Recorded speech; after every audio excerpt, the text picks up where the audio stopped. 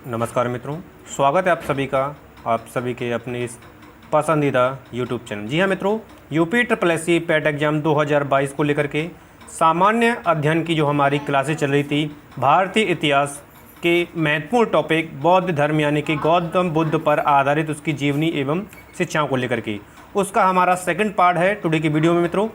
तो यदि आप हमारे चैनल पर पहली बार विजिट कर रहे हैं तो चैनल को सब्सक्राइब कर लेंगे और चैनल को सब्सक्राइब करने के पश्चात में जो पास में बेल आइकन है उसको प्रेस करेंगे। तो टुडे का प्रश्न है हमारा, निम्नलिखित में से किस बौद्ध ग्रंथ में संघ जीवन के नियम प्राप्त होते हैं? ऐसा कौन सा बौद्ध ग्रंथ है जिसमें संघ जीवन के नियम प्राप्त होते हैं? सबसे पहले आपको क्या करना है, प्रश्न को अच्छी तरीके से रीड करना है, ऑप्शन को अच्छे तरीके से रीड करना है और उसके पश्चात सही आंसर आपको लगाने की कोशिश करनी है। जी हाँ मित्रों, तो यहाँ से जो राइट आंसर आपका जाएगा उस ग्रंथ का नाम है या बौद्ध ग्रंथ का नाम है विनय पिटक, जिसमें संघ जीवन के नियम प्राप्त होते हैं। ठीक है, अगला प्रश्न आपके लिए, विश्व का सबसे ऊंचा कहा जाने वाला विश्व शांति स्तूप बिहार में कहाँ पर है? वीडियो के बीच में पॉज करके आप आंसर सही लगाने की कोशिश करेंगे। विश्व का सबसे ऊंचा कहा जाने वाला विश्व शांति स्तूप जो बिहार में है वह राजगीर में है, यानी कि आपका ऑप्शन सी करेक्ट हो जाएगा। अगला प्रश्न आपके लिए है, बुद्ध की 80 फुट बड़ी प्रतिमा जो बोध गया में है निर्मित की गई थी, किनके द्वारा निर्मित की गई थी? ऑप्शन को रीड करना है और तुरंत सही आंसर आपको लगाना है। तो यहाँ से आपका जो राइट आंसर जाएगा, यानी बुद्ध की जो 80 फुट की बड़ी प्रतिमा थी बोध गया में जो निर्मित की गई थी वो जापानियों के द्वारा निर्मित की गई थी, यानी कि ऑप्शन ए आपका यहाँ पर राइट हो जाएगा। अगला प्रश्न है, वह स्तूप स्थल जिसका संबंध भगवान बुद्ध के जीवन की किसी घटना से नहीं रहा है वह है? देखते ही आप समझ चुके हैं कि आंसर आपका क्या होगा। तो यहाँ से जो आपका राइट आंसर जाएगा वो ऑप्शन बी की ओर जाएगा। सांची जो स्थल है वो बौद्ध की जीवन की घटनाओं से संबंध नहीं रखता है, बाकी सारनाथ है, बोध गया है, कुशीनगर, ये सभी जो है बौद्ध की विभिन्न जीवन की घटनाओं से संबंध रखते हैं। ठीक है, अगला प्रश्न आपके लिए, संसार अस्थिर है और क्षणिक है का निम्न में से किससे संबंध है? तो यहाँ से जो राइट आंसर जाएगा यानी कि बौद्ध धर्म से संबंधित है। अगला प्रश्न आपके लिए, निम्न में से किसे एशिया के ज्योतिपुंज के तौर पर जाना जाता है या कहा जाता है कि एशिया का ज्योतिपुंज कहा जाता है? इस तरह भी लैंग्वेज को चेंज करके प्रश्न बन सकता है। ठीक है, ऑप्शन को रीड करेंगे, पर्याप्त समय मिलेगा आपको ऑप्शन को रीड करने के लिए। तो यहाँ से आपका जो राइट आंसर है वह आपका ऑप्शन ए है, यानी कि गौतम बुद्ध को एशिया के ज्योतिपुंज के तौर पर जाना जाता है या एशिया के ज्योतिपुंज के तौर पर उनका नाम पुकारा जाता है। ठीक है, अगला प्रश्न आपके लिए, बौद्ध धर्म के महायान और हीनयान संप्रदायों में सर्वाधिक मौलिक अंतर निम्न में से कौन सा है? दोनों जो महायान है और हीनयान है इनमें से अंतर पूछा गया है।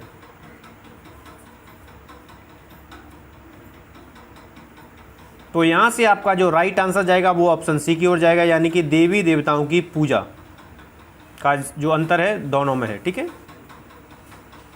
अगला प्रश्न है, गौतम बुद्ध को एक देवता का स्थान किस राजा के युग में प्राप्त हुआ था? प्रश्न को ध्यान से रीड करना है, ऑप्शन को भी ध्यान से रीड करना है, कोई गलती नहीं करनी है। तो उस राजा का नाम था कनिष्क या कनिष्क के युग में गौतम बुद्ध को एक देवता का स्थान प्रदान किया गया था, यानी कि आंसर आपका यहाँ पर बी हो जाएगा। ठीक है, नेक्स्ट प्रश्न है आपका, भारत में पहले जिस मानव प्रतिमाओं को पूजा गया था वह थी, या इस तरह भी प्रश्न बन सकता है कि भारत में सबसे पहले मानव प्रतिमाओं को पूजा गया था वो किसकी थी? इस तरह भी लैंग्वेज को चेंज करके प्रश्न बन सकता है। ठीक है, तो यहाँ से जो सही आंसर जाएगा आपका ऑप्शन सी की ओर, यानी कि गौतम बुद्ध की प्रतिमाओं को पूजा जाता था। ठीक है, अगला प्रश्न आपके लिए, देश में निम्न में से किसने मूर्ति पूजा की नींव रखी थी? तो यहाँ से आपका जो राइट आंसर आएगा यानी कि बौद्ध धर्म के द्वारा मूर्ति पूजा की नींव रखी गई थी। ठीक है, अगला प्रश्न है आपका, गांधार शैली की मूर्ति कला में बुद्ध के सारनाथ में हुए प्रथम धर्मोपदेश से संबंध प्रवचन मुद्रा का नाम है।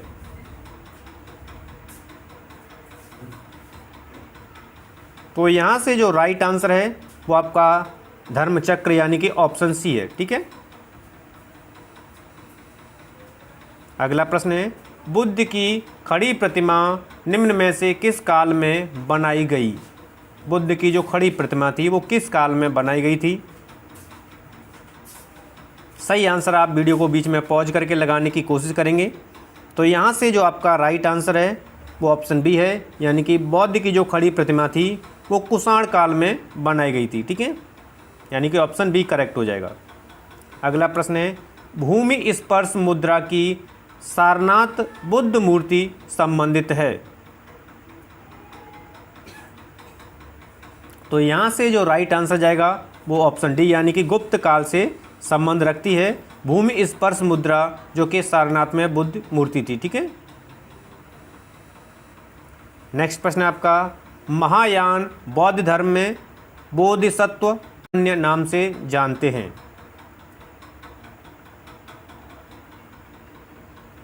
तो यहाँ से जो आपका राइट आंसर जाएगा ऑप्शन सी की ओर, पद्म पाणी के नाम से जाना जाता है। ठीक है, अगला प्रश्न आपके लिए, प्रथम शताब्दी ईस्वी में किस भारतीय बौद्ध भिक्षु को चीन भेजा गया था?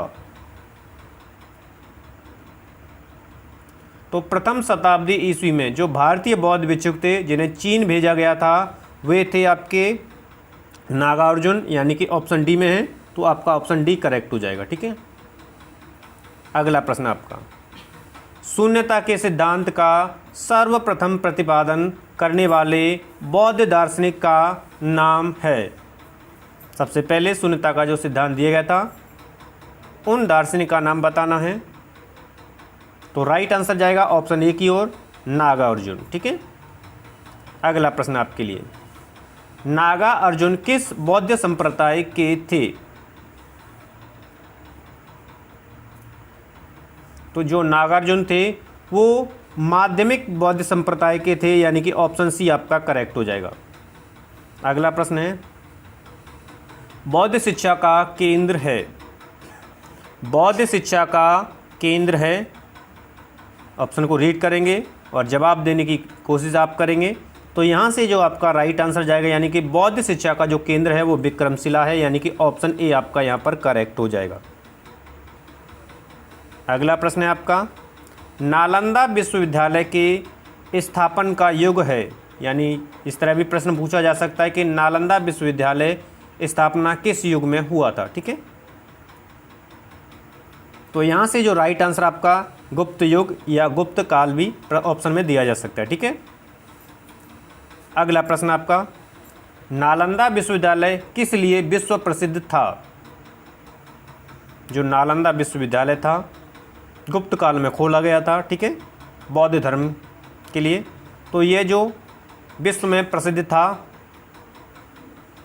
तो यहाँ से आपका राइट आंसर जाएगा बौद्ध धर्म दर्शन के लिए। ठीक है, अगला प्रश्न आपका, नव नालंदा महाविहार किसके लिए विख्यात है? नव नालंदा महाविहार, एक एक प्रश्न सेलेक्टेड है वर्तमान एग्जाम को दृष्टिगत रखते हुए। जी हाँ मित्रों, तो यहाँ से आपका जो राइट आंसर जाएगा ऑप्शन सी की हो जाएगा, यानी कि पाली अनुसंधान संस्थान के लिए नव नालंदा महाविहार जो है विख्यात है। अगला प्रश्न आपका, निम्नलिखित में से कौन सी बात बौद्ध धर्म तथा जैन धर्म में समान नहीं है? ठीक है, हमेशा विशेषकर हाँ और ना वाले को ध्यान रखें। ठीक है, किस में हाँ पूछा गया है किस में नहीं पूछा है, क्योंकि जल्दबाजी में हम हाँ ना का ध्यान नहीं दे पाते हैं और गलत हो जाता है। ठीक है, तो यहाँ से आपका राइट आंसर है आत्मदमन, यानी कि ऑप्शन सी जो है बौद्ध धर्म में और जैन धर्म में समान नहीं है। ठीक है, बाकी अहिंसा, वेदों के प्रति उदासीनता, रीति रिवाजों की अस्वीकृति सभी समान है। नेक्स्ट प्रश्न है आपका, बौद्ध तथा जैन दोनों ही धर्म विश्वास करते हैं कि, बौद्ध धर्म और जैन धर्म दोनों ही धर्म विश्वास करते हैं कि, ऑप्शन रीड कर लिया आपने, तो राइट आंसर आपका जाएगा ऑप्शन ए की ओर, कर्म तथा पुनर्जन्म के सिद्धांत सही है। नेक्स्ट प्रश्न आपका, श्रवण बेलगोला में गोमतेश्वर की विशाल प्रतिमा किसने स्थापित कराई थी? प्रश्न को, ऑप्शन को बेहतर तरीके से समझते हुए आप रीड करेंगे और सही आंसर आप लगाएंगे।